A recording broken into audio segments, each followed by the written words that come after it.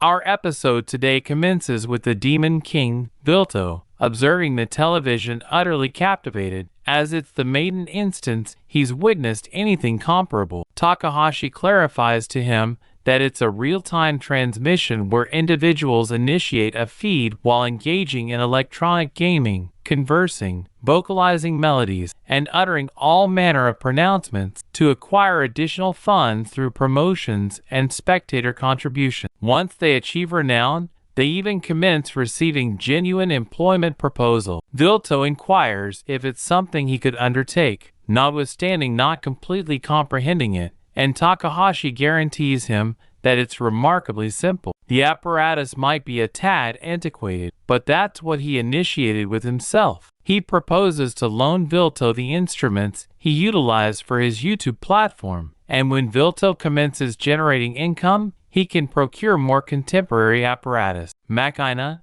nevertheless, opposes the notion, declaring she won't permit Veltol to perform such a precarious and hazardous vocation, as the platform could be terminated instantaneously. But Takahashi informs her that Veltol possesses a remarkable character and a melodious voice, and would attain significant popularity rapidly. Machina begins to contemplate it, and requests Veltol for his viewpoint. Veltol lingers speechless for a moment, then assents to the proposal. The setting transitions to their dwelling where Veltol speaks to Machina about the Ethernet framework, which permitted individuals to convey their sentiments irrespective of period or location. Its capacity to disseminate knowledge and its velocity made it entirely dissimilar from how matters were when he was living. He elucidates that with such a prodigious influx of knowledge, it's virtually unfeasible for persons to differentiate what's factual instinctively. This signifies they gravitate towards a shared understanding, forfeiting their uniqueness under the pretense of autonomy. Their mutual cognizance becomes tainted with apathy and malevolence, dragging them downward. In essence, he could steer this realm in a manner that's advantageous to him. When he glances at Machina, however, he discovers her imbibing a beverage and not attending. She expresses remorse, stating this posture is her utmost form of contrition, but he instructs her to rise and elevate her head.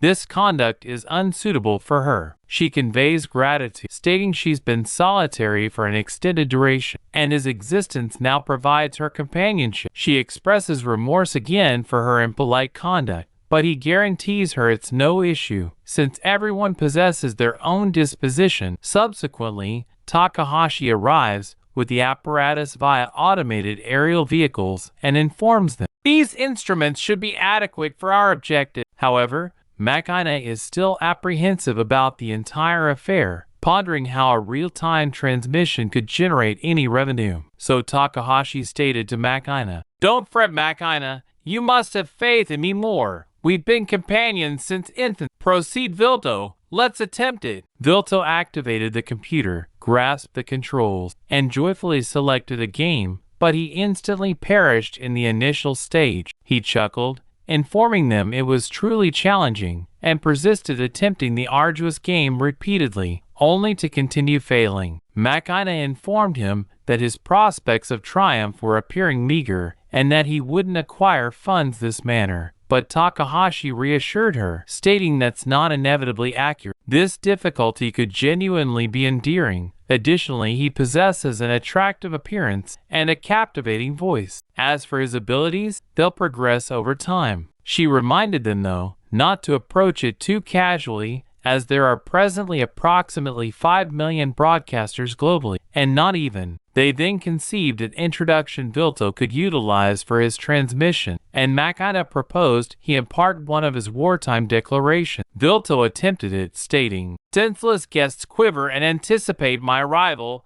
I am the demonic overlord of the realms, and I will bestow upon you the grandest instant in your finite existence as I unleash the havoc of conflict." Machina commended his fervent pronouncement, and Takahashi remarked that they were on the correct course, but that they needed to render it more diverting. Takahashi commenced instructing Veltol the fundamentals of broadcasting, explaining that he'd need to broadcast daily, or nearly daily, to aid the platform expand swiftly. She instructed him to continue speaking, even if no one was observing, concentrating on discussing the gained substance rather than remaining speechless throughout the transmission. She also cautioned him to refrain from any inappropriate or biased behavior, as it could result in unfavorable repercussions, or in the direst scenario, his account could be prohibited. Then she advised Maou not to generate any noises with her footfalls during the transmission. Takahashi pledged to connect with her acquaintances to publicize the platform,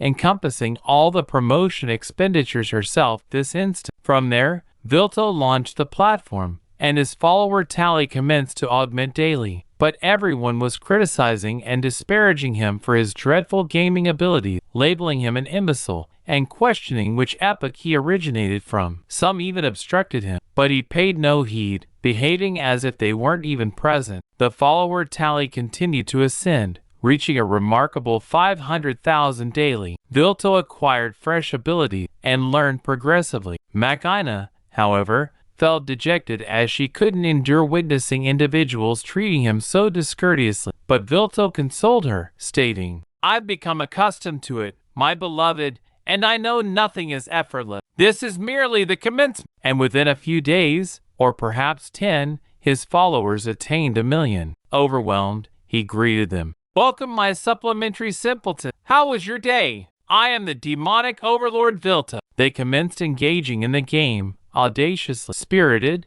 and Veltol's zeal captivated numerous individuals. Afterwards, Maou entered the residence and, observing Veltol's enthusiasm, she was reassured that individuals had developed affection for him. She informed him she'd prepare supper and await him, while Veltol decided to take a brief amble through the metropolis. During his promenade, he encountered someone he appeared to recognize from long ago. It was Graham. The narrative then reverts over 500 years to when Graham was attending to an ailing sibling who lay confined to bed. He pledged to gather some therapeutic flora to reinstate her wellness. His father bestowed upon him a blade as the forests were teeming with beasts. Graham ventured into the woods, located some sustenance, but on his journey back, he encountered a sizable throng of lizard men, one of the 6 dark tribes. Returning to the present, Graham sat with Veltol, and Veltol conveyed his astonishment at how much superior sustenance tasted compared to the epoch he recalled. Graham remarked, "I can't fathom I'm encountering Udon adjacent, the adversary who terminated my father, mother, younger sibling, and companions." Veltol responded, "I experienced the same. I have forfeited innumerable adherents too, yet now I harbor no animosity or hatred towards you. I'm merely inquisitive why you're still living and what you're undertaking here. I presumed you become deathless after you vanquished." Graham explained, "I didn't become deathless, but as recompense for defeating you, I received the benediction of perpetual youth, which isn't comparable to true immortality. When I returned, I was exiled from my nation and ended up terminating innumerable mortals and immortals alike. There is no location for me in a realm that no longer necessitates a champion." Graham then inquired, "But Veltol, why did you aspire to govern the realm?" Veltol replied,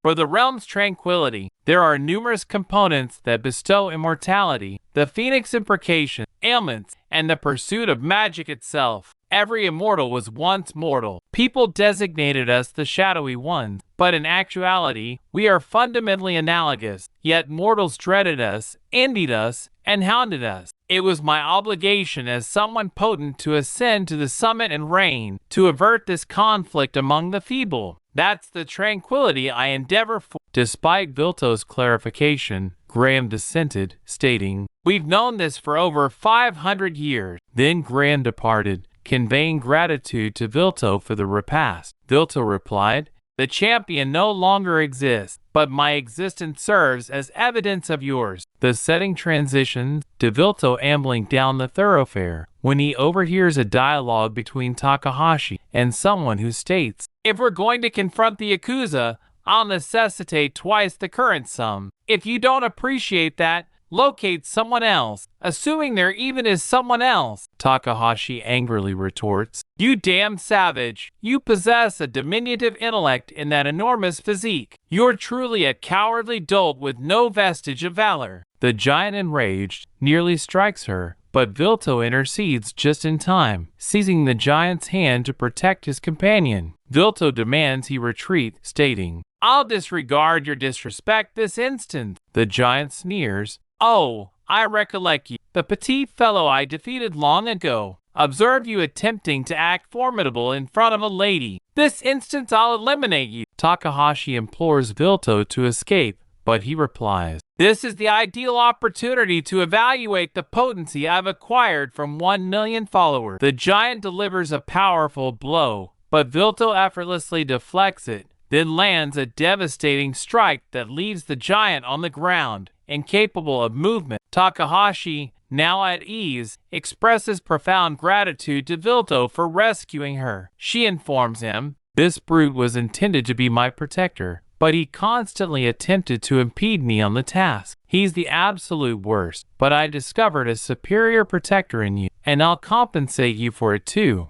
The setting transitions to Kinohara reporting to her superior, stating, "We concluded the purification procedure yesterday, and our strategy is advancing flawlessly. Concerning that other matter, I anticipate we'll be capable of creating a halo consequence shortly. If that's prepared, I'll proceed there myself." Her superior replies, "I'll attend as well." As the setting reverts to Veltol with Takahashi, who inquires about her occupation. She informs him she's in the enterprise of Larson. Veltol, intrigued, states, "So I simply need to divert them, so you can pilfer securely." Takahashi, exhilarated by his rapid comprehension, commences by inspecting the vicinity, but Veltol impulsively demolishes a metallic barrier and seizes their objective, hurling him to the ground with unbelievable force, astounding Takahashi.